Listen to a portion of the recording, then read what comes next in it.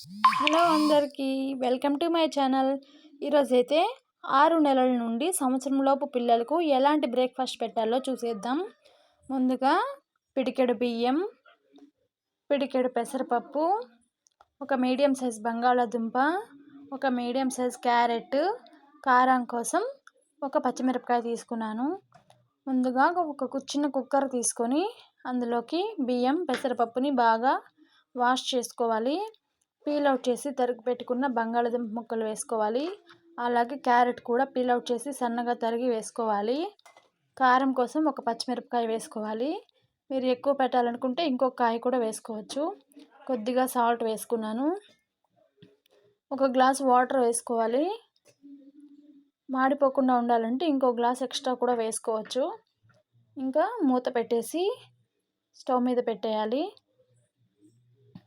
Whistle పెట్టేసామంటే 2 whistles వచ్చే వరకు wait చేయాలి.